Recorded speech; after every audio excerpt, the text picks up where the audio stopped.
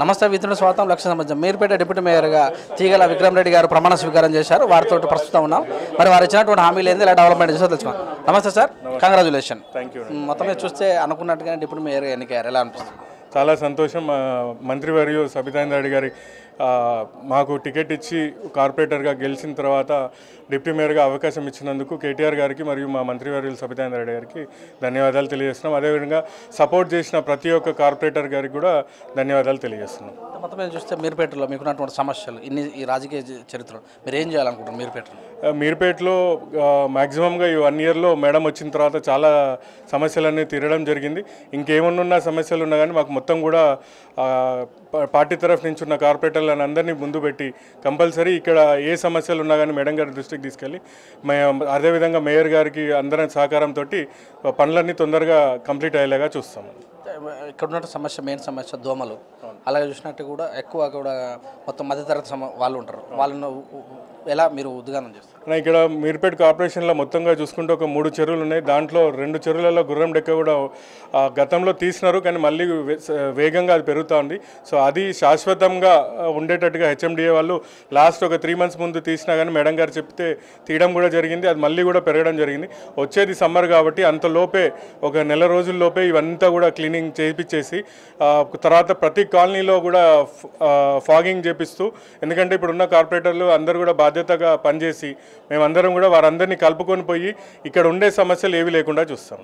అయితే మీరుపేట అంటే పట్టణ చివర ప్రాంతంలో ఉన్నట్టు అత్యధికంగా డెవలప్ అవుతున్నటువంటి నగరం.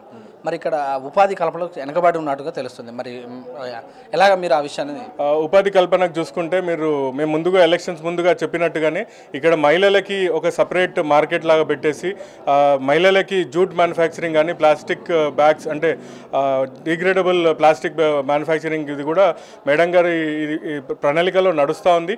ఇంకొక వారం రోజులలో ఆ సెంటర్ కూడా ఓపెన్ చేయడం జరుగుతుంది. ఇక్కడ వాళ్ళు మ్యానుఫ్యాక్చర్ చేసుకున్న ప్రోడక్ట్స్ కూడా ఇక్కడే అమ్ముకునేటట్టుగా సహకారం చేస్తున్నాం. ఈ మధ్యకాలంలో చూసినట్లయితే చదువులో వెనకబడి ఉంది తెలంగాణ రాష్ట్రం. కేసీఆర్ కూడా చెప్పారు ఈచ్ వన్ టీచ్ వన్ అని. ఈ యొక్క కార్యక్రమాన్ని మీరు ఎలా ముందు తీసుకెళ్తారు?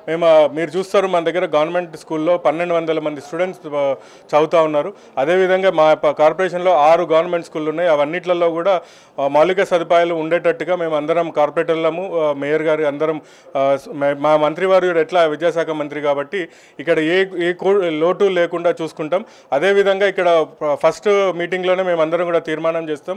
ప్రతి ఒక్కరము కనీసం ఈ సంవత్సరం లోపు 10 మందినన్నా, అంటే నెలకు ఒకరు చొప్పున 10 మందినన్నా చదువు రాని వాళ్ళకి చదువు నేర్పించే విధంగా మేము తీర్మానం చేస్తాం. అది అయ్యేటట్టుగా చూస్తాం. అయితే కాలుష్య కోరంలో చిక్కుకుంటుంది నగరం.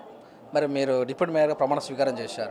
ఈ విషయంలో ప్రజల ఆరోగ్యం విషయంలో కాలుష్యం నుంచి మీరు ఎలా రక్షించే అవకాశం? అంటే కాలుష్యం విషయంలో మనం బండ్లు అయితే తగ్గిలేము, ఎందుకంటే ప్రతి ఇంట్లో కూడా వెహికల్ కంపల్సరీ అయిపోయింది.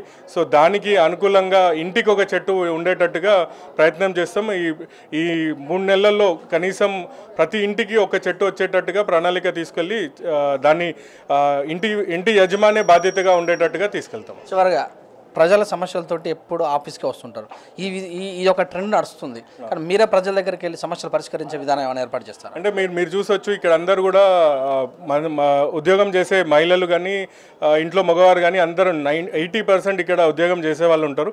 సో అందుకనేసి ప్రతి ఆదివారం ఒక 2-3 కాలనీలు లేకుండా ఒక 5 కాలనీలు మేడం గారు కూడా వస్తున్నారు. మీరు చూసినారు లాస్ట్ సండే కూడా మేడం గారు మన మంత్రివర్యులు ఇక్కడ రావడం జరిగింది. వాళ్ళ సమస్యల మీద తెలుసుకొని సమస్యలన్నీ కూడా మాకు అప్పచెప్పి తొందరగా ఫాలోఅప్ చేయమని కూడా చెప్పింది. సో అందుకే ప్రతి ఆదివారం, శనివారం సాయంత్రం మరి ఆదివారం మా మంత్రివర్యులు మేయర్ గారు మా కార్పొరేటర్ల అందరం కలిసి కాలనీకి వెళ్ళి సమస్యలన్నీ తెలుసుకొని వారికి ఉన్న అతి ఇంపార్టెంట్ అయిన సమస్యను మెల్లగా ఫస్ట్గా తీర్చి మిగతా అన్ని కూడా అంచెలవాదిగా కంప్లీట్ చేయడం జరుగుతుంది. ప్రస్తుతం ఉన్న సమస్య ఏంటంటే డెంగీ, చికెన్ గున్యా, ఇప్పుడు కొత్త కరోనా వ్యాధులు లాంటివి వస్తున్నాయి.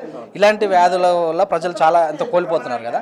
ఈ విషయంలో మీరు ఎలా ముందుకెళ్తారు? మీరు చూడొచ్చు మన దగ్గర ఉన్న పిహెచ్సి సెంటర్లో దానికి వ్యాక్సినేషన్ కూడా ఇస్తున్నాము. అదేవిధంగా ఈ మంత్ కూడా ప్రతి ఒక్క పిల్లలకి నూలు పురుగు టాబ్లెట్స్ అని గవర్నమెంట్ తరఫు నుంచి ఫ్రీగా ఇవ్వడం జరుగుతుంది. ఇంకా 2 రోజులలో ఆ ప్రోగ్రామ్ కూడా స్టార్ట్ అవుతుంది. ఇక్కడ ఇప్పుడు తర్వాత ఈవినింగ్ క్లినిక్ కూడా స్టార్ట్ చేయడం జరిగింది. సో ఇక్కడ ఏం సమస్యలు లేవు. ప్రజలకి ఏది ఉన్నా కానీ మంత్రివారి గారి దృష్టికి తీసుకెళ్ళి ఇక్కడ అన్ని కూడా ఏ ప్రాబ్లం లేకుండా చేస్తాం. ఇదండి మరి డిప్యూటీ మేయర్ ప్రమాణ స్వీకారం చేసినటువంటి తీగల విక్రమ్ రెడ్డి గారు చెప్పినటువంటి విషయాలు చూస్తున్న విద్యార్థులు ఎవరైనా రాస్తాం మిస్ రోజు దండం.